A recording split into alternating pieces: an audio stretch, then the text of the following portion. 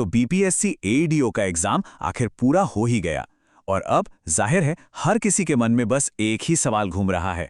तो चलिए इस विश्लेषण में हम लोग मिलकर बीपीएससी एईडीओ परीक्षा के संभावित कट ऑफ की गुत्थी को सुलझाते हैं।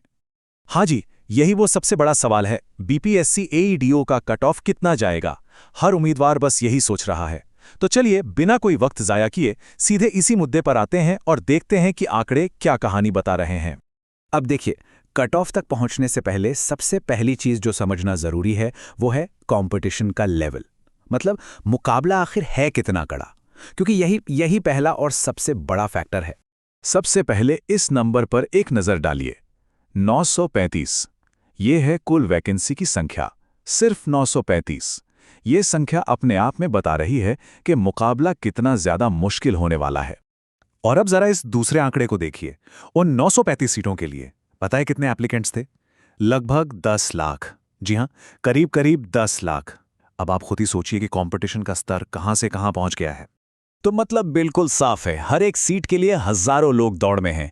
ये कोई मामूली मुकाबला नहीं है, ये एक सीट के लिए सचमुच में हजारों की लड़ाई है और इसका सीधा असर कट ऑफ पर पड़ना तो तय है।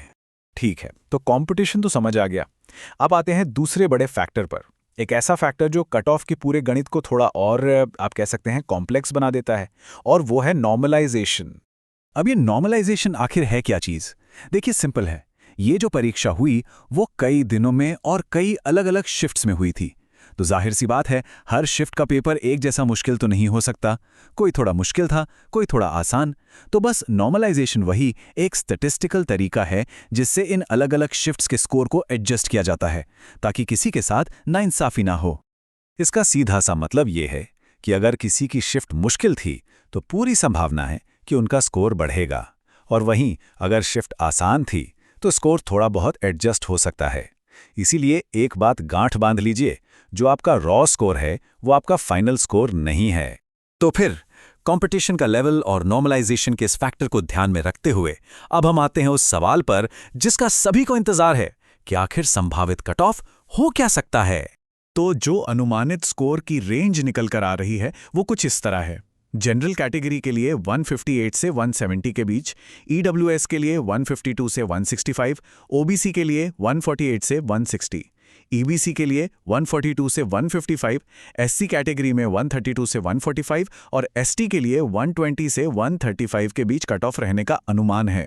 और हाँ, ये याद रखना बहुत जरूरी है कि ये सब नॉर्मलाइजेशन के ट्रेंड पर आधारित है। ठीक है, तो ये नंबर तो हमने देख लिए, लेकिन एक उम्मीदवार के लिए इन नंबरों का क्या मतलब है, वो खुद को कहाँ देखें? चलिए इसे थोड़ा और आसान भाषा में समझते हैं। इसे हम दो जोन में बांट सकते हैं। पहला है स्ट्रॉन्ग कंपटीशन जोन।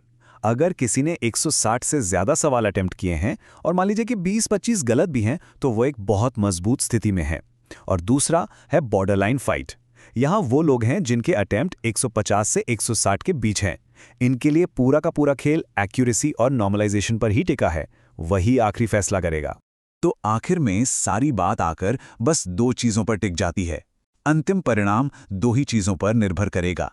पहली, उम्मीदवार की अपनी मेहनत और उसकी एक्यूरेसी, और दूसरी नॉर्मलाइजेशन की प्रक्रिया।